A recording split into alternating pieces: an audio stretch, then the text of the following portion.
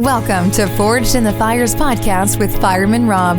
Being a fireman, father, veteran, husband, world record holder, and Ironman, he brings stories of experience to impact your life while challenging you to live it. What do you want from your life? Why do you want it? Are you willing to go through the challenges to get there? If you have the courage to take that first step, let this podcast be the catalyst to start your fire, while you bring the resilience to make it continue to burn. Our lives are made up of moments called right nows. So let's get started. Forged in the Fires podcast with your host, Fireman Rob, begins now. All right, welcome back to Forged in the Fires podcast. I'm your host, Fireman Rob. Today's guest, his accolades are amazing, and he continues to just push the envelope of having people become greater leaders. He's the CEO of Character and Leadership Center. He's the co-founder and president of the Positivity Project, which is in 800 schools right now. And he also is a co-founder. I mean, I don't know where he finds the time of Team Red, White, and Blue. Mike Erwin, great to have you on today. Fireman Rob, it's been too long, a long time coming, and I'm stoked for the conversation. Oh my gosh. Your backstory, and I love this. It's one of those things we always talk about mindset, and you going back into your backstory when you started in the military and you went to West Point, you came out as an intelligence officer. See, I could never be an intelligence officer. I'd have been out right away. And then you had deployments. What was it like initially when you were going through West Point? Yep. What was the mindset that you had to have to continue through and to find that finish line there? Yeah. Oh boy. I think a lot about this idea of finish lines, right? Because there's an interesting, there are some certain things like races, as you and I know, when you run marathons or do things like that, right. And there is a finish line. There is a finish line when you complete your time at West Point. And then there's all these other parts of life where there really isn't a finish line. Like you right. Think about how you develop and how you grow as a person or as a leader. And so for me, when I look back to like the finish line at West Point, it was 47 months long. So that's a long time. That's a long time. And one of the things is that they put the eye on the goal from the very day you get there. Hey, the end state here, the goal of you hit the finish line, you become a commissioned officer in the United States Army, right? And so it was very clear, and the motivation was very, hey, like this is what you're moving towards. Right. And there was some beauty in that of knowing like what you were moving to and knowing that, hey, if I stay on track, I do my work, I put all the work in. On June 1st, 2002, ironically, 20 years ago to the day of today is when I graduated and I hit that finish line. You have that constantly like around the corner or around, up on the horizon of this is what I'm moving to. And I do think that does help you with motivation of knowing that doing something hard does have a stop point, right? That there is a finish line there that you're working towards, because there's a lot of days when you want to quit, when you want to just hang it in, throw the towel in or hang it up. And right. Having that knowledge that, no, there's a finite completion of this mission and it's that date and it looks like that, throwing my hat into the air, commissioning as a lieutenant in the Army. Awesome, right? You can keep, I think, yourself focused. How is that? I want to mention your book, your first book, I should say, Lead Yourself First, where you're a co-author in that book, and it's Inspiring Leadership Through Solitude. You can get it on Amazon. Kind of bring that into the fold, because it truly is one of those things. When you get out of West Point, now you're having to be the leader of individuals you may not have known for that long. They've went through their own process to be able to get to where they are. How do you solidify in your own head the ability to take those individuals? I mean, you were in Fallujah, you were, you had those moments. How do you solidify in your own head that ability to say, I can do this, and I know there might be loss, but I'm going to go and do this? Yeah. I think a lot of this, not to quote Simon Sinek too much, but the whole notion of it starts with why. You got to be very clear on your purpose. Right. And I was very clear on my purpose in my time at West Point, in my time in the Army with Team Red, White, and Blue. And so I'm very fortunate that I have pursued paths and organizations and volunteer assignments and all that stuff that has a clear sense of purpose. And I think there's a lot of people out there who struggle with that. If they don't know the grander, bigger purpose in what they're doing, it often becomes more challenging to remain motivated and to keep moving in the face of adversity. But when that quote you've probably heard before, when you have a why, you can endure almost any how. And so, the ability to endure the struggles and the hard times and the adversity, it's never easy. Like, that's by its very definition, adversity is challenging, but I do think that it helps us to remain steadfast, that relentless forward progress, in just moving forward on whatever that objective is when we've got a strong why. I mean, it's amazing. You had 2 bronze stars in your tours, and in those kind of dynamic environments, when you're over there, you worked as lead intelligence planner. Mm-hmm. How many times do you question? I know this is a hard one to ask, but how many times do you question yourself? Because it's one of those things where you're putting other people in those circumstances. Ooh, a lot. Yeah. It's a great question.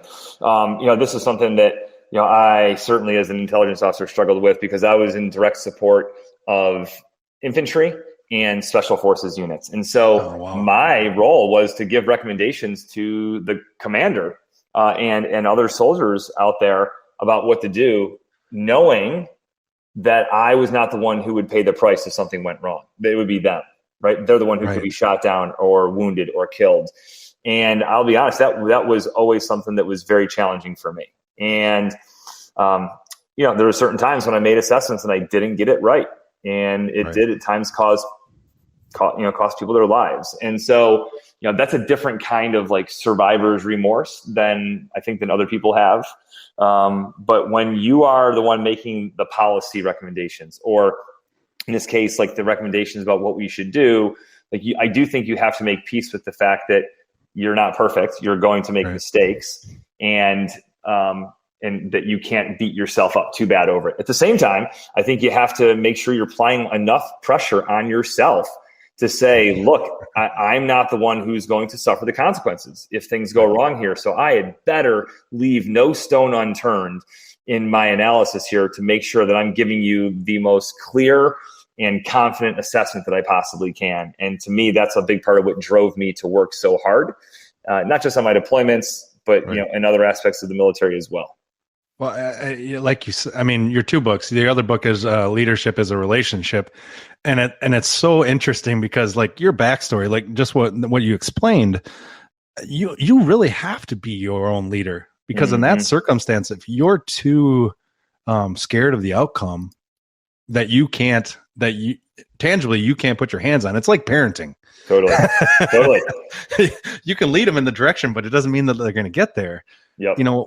What is something that as you've went through your whole career and as you've created different things, what are some of those? I mean, because a lot of people won't be in that extreme to be able to find that leadership in themselves.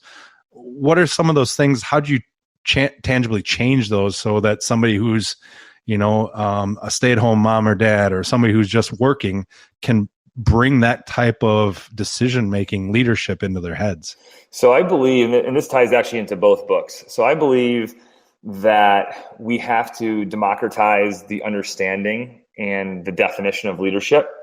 I think that there's a lot of people, and I know this because I teach high school kids this, but I also talk to lots of people at different ages and in different businesses. And I think there's a lot of people out there that think that leadership is this lofty, almost unattainable thing.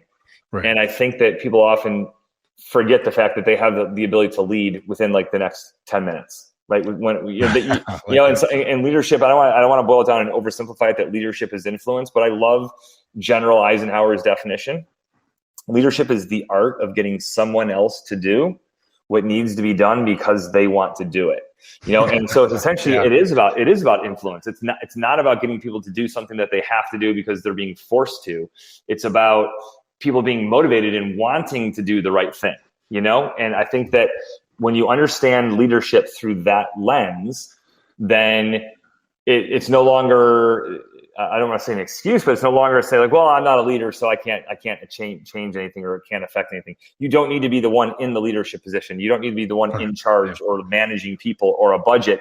You can lead and influence and positively shape through your relationships and through your actions.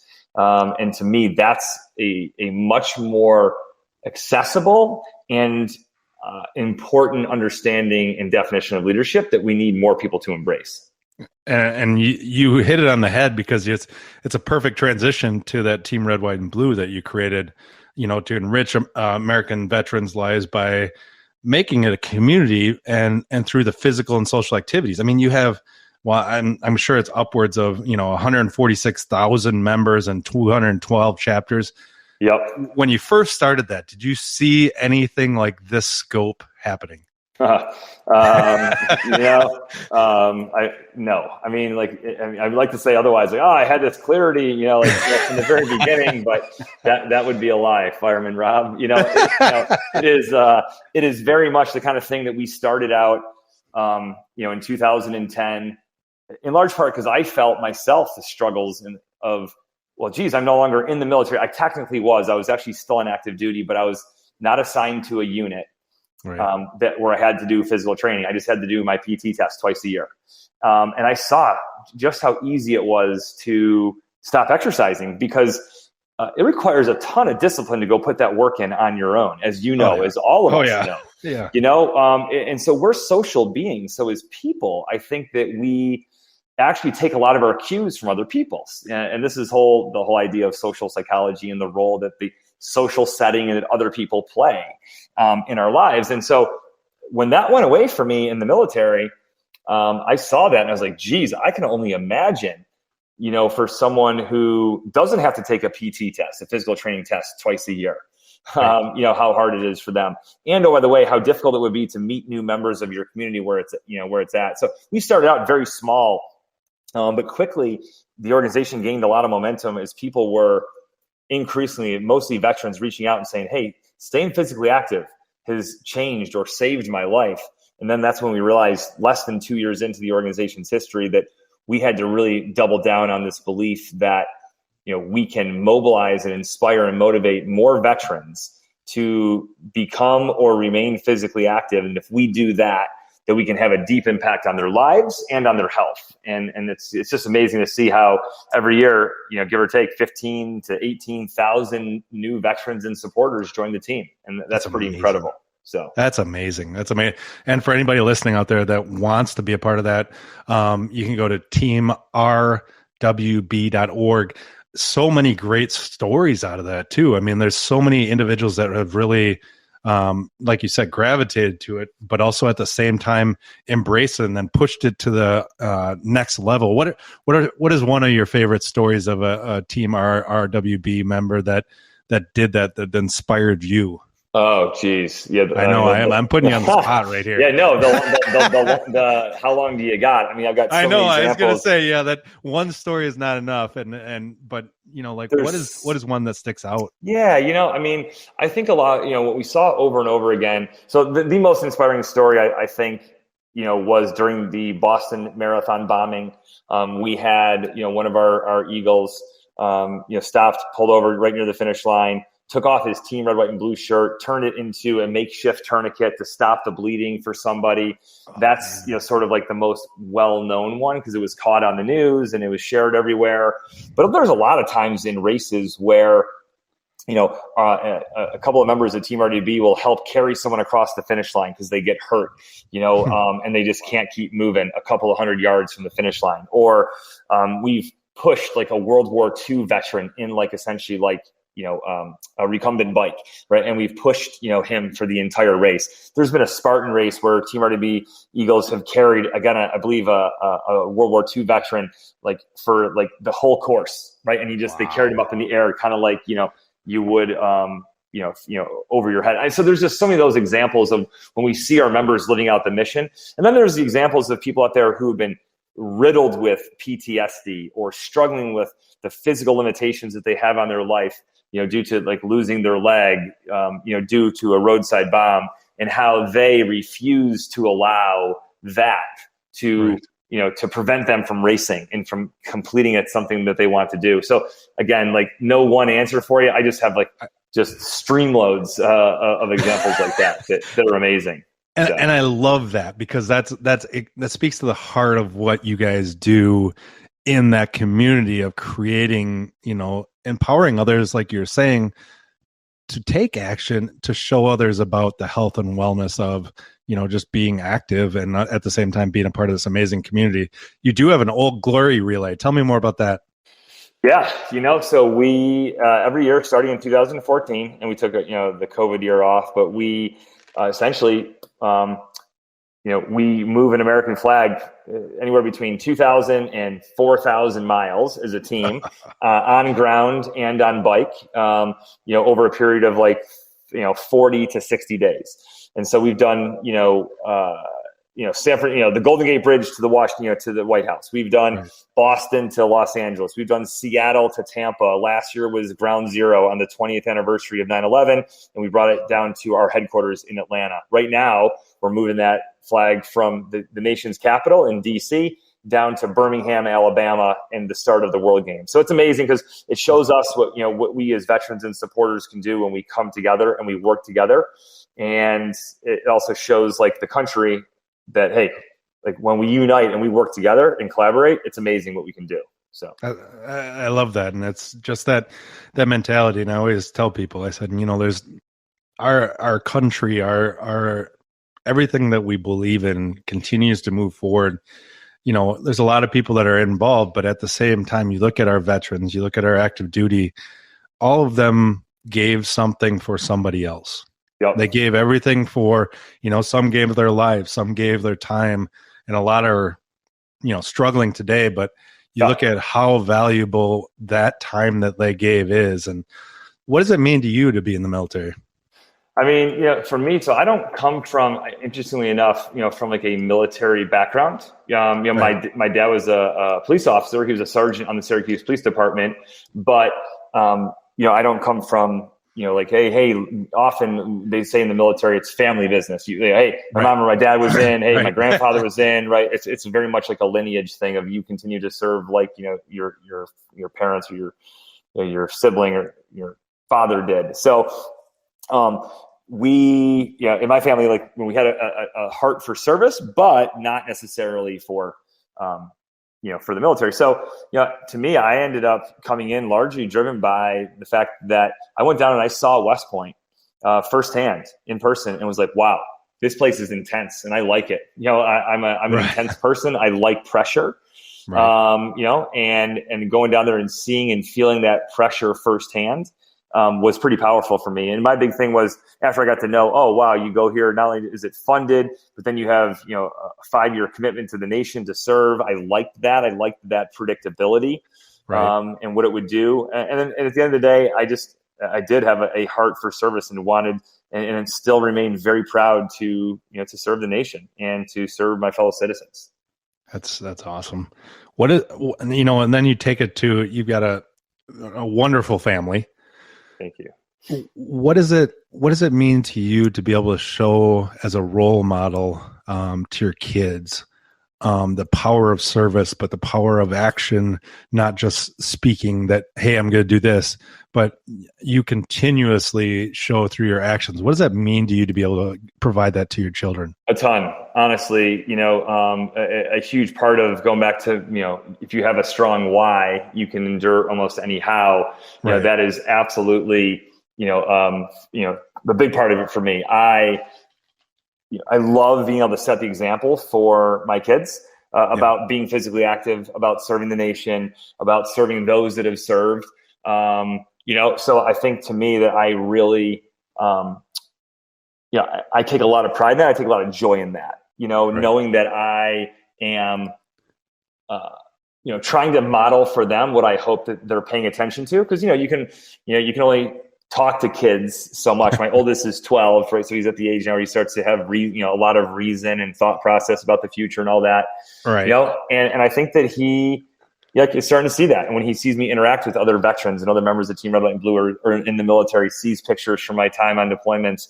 And I think that's an important thing that we model for our kids is service. And whether that be as first responder, firefighter, teachers, nurses, there's so many different roles and positions out there where it's really about the service to other people first. And to me, I think that's a big thing that kids see that because they'll learn more from watching you than they will from listening to you. It's so true, and that leads perfectly into your other project. I mean, not that you don't have enough. The Positivity Project. I mean, what a powerful thing for you to put forward, and there's a lot of well-known individuals that really back it. And like I said in the intro, 800 schools this is in. I want to give you that opportunity. The Positivity Project. How did it start, and what was the impact you wanted to have on our next, our future? Generation? Totally. So it started for me on a personal level, where my academic advisor at the University of Michigan, Dr. Chris Peterson, who was deeply influential in my life, he's actually the driver that kind of motivated me and inspired me to start Team Red, White, and Blue. He died suddenly of a heart attack in October of 2012. So Team Red, White, and Blue was barely, 2 years old, 2.5 years old when that happened. So it certainly motivated me to do more with Team Red, White, and Blue. But he was explicitly focused on the 24 character strengths of positive psychology. And positive psychology is the approach and the discipline of psychology that is dedicated to understanding growth and resilience and overcoming adversity and the importance of character and relationships in our lives. And I started posting about some of these concepts, these core beliefs and ideas of positive psychology, which is what I studied in grad school at the University of Michigan. And a couple of people that I knew who were in education started reaching out saying, hey, this is really interesting. Can you talk to me more about this? Is this possible for us to teach kids these character strengths and to teach them how to build better relationships? And my oldest at the time was 6. And so I had very limited experience to draw from, but I said, I believe so. And so that started with one school led by Principal Brett Woodcock and Mark Herron, who was the 4th grade teacher. And within a couple of months, these other teachers that were there, they did such a great job bringing this concept to life. And they sat my co-founder and I down and said, look, I don't know what you guys are doing with your lives right now and what other jobs and opportunities you have, but this is huge. And this is something that so many kids in our country could benefit from in urban, suburban, rural, all different environments. And we really think that you should try to bring this to as many schools as possible. So that's what we did. And so, here we are, really just 4 years later, we were in about 600 schools. And now today, we're in over 800 schools. So pretty incredible. And that's so huge to be able to provide that. And also like the voice behind it. I think that's always the power is like, kids will see they're very, very transparent in what they believe from the person that's talking to them. Yeah, absolutely. Absolutely. And it's so valuable for somebody like your voice to be there as well. Now you have a lot of great individuals, not only that are helping with Team Red, White, and Blue, but with the Positivity Project. How when you talk to somebody about it, right? Mm-hmm. What is the buy-in for them? What do they feel when you talk to them? Is it I can only imagine it's got to be one of those things like, yeah, sure. What do you need me to do? Yeah. So you said a very important nail on the head, right? And that is, as you know, you don't do anything on your own. Even if you're an individual athlete, you've got coaches and people who help you with nutrition and people who support you when you have a bad race or a bad game. Life is a team sport, and so ultimately, one of the things that I think one of my God-given talents is to make people feel appreciated and motivated, right, by what I care about. So when I care about veteran health, when I care about the character strengths of children, when I care about being physically active, whatever those things are, I have like an enthusiasm and a passion that I really can't sort of like rein in. You know what I mean? Like, I hear you. And we call this like, and I know you know this because this is you too, right? Like when you have a passion, like it burns, pun intended, it burns really hot, and there's sort of no wet blanket that can get easily thrown on my fire that I have for these various things. I mean, we hashtag it at Team Red, White, and Blue, Eagle Fire. It's the fire for the mission of being a part of Team Red, White, and Blue. Obviously, we all can hit major points of adversity in our life, and we're gonna find some things that do slow us down, that do potentially put our fire out or almost put it out. But I do think it's really important to know that that passion for people who have it, that's one of their greatest assets and gifts to the world, is to be able to share that with other people, because when you do, that's often what people need. They need that inspiration to carve out an extra couple hours per week to support your mission or to get involved rather than watching more Netflix or whatever else it might be. So exactly. And I think it's the best thing that I love seeing the Team Red, White, and Blue shirts and random places. The Super Bowl halftime show when somebody's holding it up, a guy on ESPN when he's doing his commentary on something, and you see in the background, you're like, wait, I think those are Team Red, White, and Blue shoes. Yeah. Yeah, totally. What does it make you feel when you see that? Oh, man. In the background, even just like you're like, oh my gosh, it's everywhere. Yeah. So a ton of joy. I mean, honestly, not ego, right? You might, it's very easy to say, it's like, oh boy, I created that. Like, no, not at all. It really is for me about the joy that I see knowing what this organization has done. I mean, Fireman Rob, we got people who are like married and now have kids. They brought kids into the world because they met through Team Red, White, and Blue. We've got people, who, I mean, and no less Did they name him Mike? Hey, I'd appreciate that, that nod, but I'd love to see him, maybe name the kid Eagle, Yeah, there you go. I like it. But no, those are the things that, just give you such deep fulfillment and purpose when you know that there are people who have reached out and told me I am here today because of Team Red, White, and Blue, right? I was suicidal. I was going to take my life, or, my life is in such a better place because of Team Red, White, and Blue. Like all of that is you can't put a price tag, emotionally, financially, et cetera, on how good that makes you feel knowing that, you're a part of, this organization that has changed so many lives for the better. And I get so much joy out of that.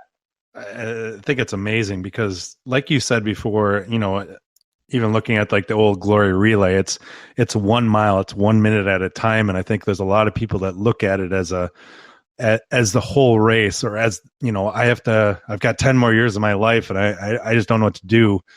What is that message that you give to those veterans or just normal people that just how do you take that next minute, that next mile? Yeah. I mean, I think the reality, right, sometimes that life is hard and it will be hard. And in fact, it's meant to be in many ways, right? You can't escape adversity. Right. No one's getting out of here alive. Right. People close to you are going to die or get sick. We're going to have our own challenges. Like we all know that. And I think that like a lot of us respond to it by just kind of pretending like that it's not going to happen, or like you ask how many people have a will, right? Right. Like, and the answer is like, I think it's like 10% or less. It's not a very big number of people even have a will. Right. Because people don't want to think about their demise, and they don't want to think about that. Right. And it's not because it's not comfortable. I don't want to think about it, Exactly. But I think it's an important part of life, memento mori. Ryan Holiday talks about this a lot when drawing upon the works of the Stoics. But like knowing that your life here is temporary that's just reality. So anyways, I think that my point is like going back to your question around adversity, that there are sometimes like when people hit great moments of great adversity and they do find it difficult to take another step, to get out of bed, to be out there today. And there's no easy fix, when psychologically and emotionally you're in a really dark spot. But my big push and what I always do on my end is I go as often as I can, right? Just go out to the Jacob's ladder, go out to the rower, go out and walk, just move your body. Because very often our brain and our heart gets paralyzed with stagnation and by sitting still, right? Or laying still. And to me, when we get out there and we start to move, our brains start to change like the neuropsychology of how it works. And so that's my big message all the time is if you can get the motivation to get out there and just take a step, right? One in front of another, or go put in, a workout, you're guaranteed to feel better when it's over. Guaranteed. Right. And so that's the simplest thing that I can suggest to people, because a lot more of the world makes sense after a run or after a workout. And so that's my big push to people all the time. That's so true. So true. I love that.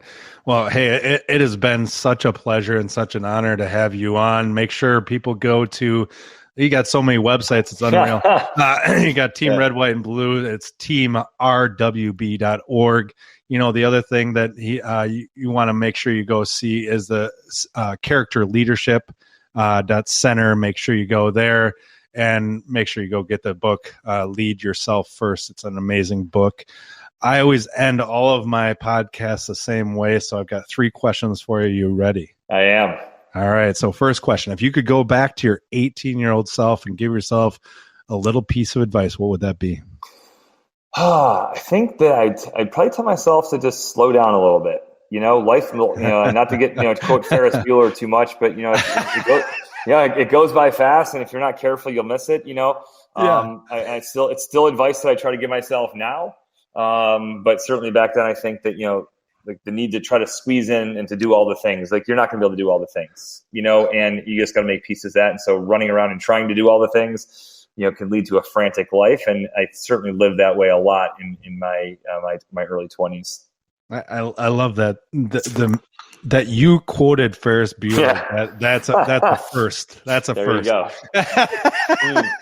I love it. All right. Second one is, if like we were talking about before, there's a lot of challenges and struggles that people are going through, not only now, but have been going through. What would be 2 things that you would say for them to incorporate into their life on a daily basis to continue to move forward and make them habits? Oh, geez. So I'm a huge fan of the book Atomic Habits by James Clear. Okay. I think a lot of times we have to prime our brain with the reminders. So utilizing technology, be it reminders on your phone or be it putting the apple out on the table. I think that very often our brains are distracted, and so we forget to do what we know we should do because it's just not front and it's not in our conscious mind. And so more effectively doing that, putting things into our conscious mind to remind us to do what we already know we should do. That is good. That's so true. Like I didn't even think about that. Just sticking the apple out there instead of going into the closet and picking the wrong thing. Yeah, totally. Makes a lot of sense. Yes, sir. Well done. All right, this last one is fun because you never know what the answers are going to be. So if you could have coffee at a firehouse table, so in other words, you can ask any question, all the answers will be given to you. Yep. With 3 people, deceased or alive, who would those be and why? Whew. Jeez. Maybe lead off with Jesus Christ. Yeah, I mean, that's a good one. Being able to talk to the guy who can see it all, that would be pretty incredible. I think when you think about all the different military and sports and like all these people from all these different eras, I think there's probably a temptation to talk to people maybe who like we know more about in recent times. But I'd really be interested in talking to like George Washington, right? And I know, yes. Like what were you thinking like when you like there wasn't this idea of the United States of America and now you're the first president and it's so new and there's all these things going on. So that to me would be a really interesting one, to talk to. And then you got to think about someone like, I don't know, like some of like the great explorers, of the world, oh, yeah.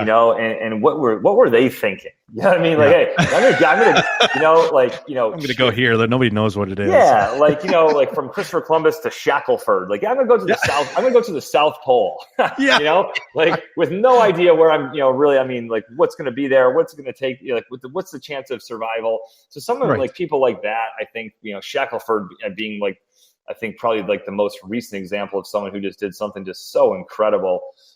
Those would be my 3 people that come to my mind, that I would love to sit down and have a cup of coffee with, Fireman Rob. That would be outstanding. Yeah. So. That would be, you'd get a whole lot of knowledge and you'd probably leave there. You'd have to have so many pots of coffee. It'd be unreal. Yes, that's correct. Well, I love it. Well, Mike, it's been such a pleasure to have you on. I appreciate your time and definitely all the things that you're doing. Hey, Rob, this has been awesome. Really appreciate the conversation. Your energy level is infectious. What you do out there, is pure inspiration. So I look forward to hopefully crossing paths someday on an event, and just appreciate the chance to connect today. Love it. I appreciate it. And thanks for listening today. We'll talk to you next time. Thanks, Rob. Thanks for listening and supporting the Forged in the Fires podcast with Fireman Rob. Remember, don't forget to like and subscribe to this podcast, and please share this episode with a friend or family. To find out more about Fireman Rob or reach out about a question, go to www.firemanrob.com. Until next time, live your life forged in the fires.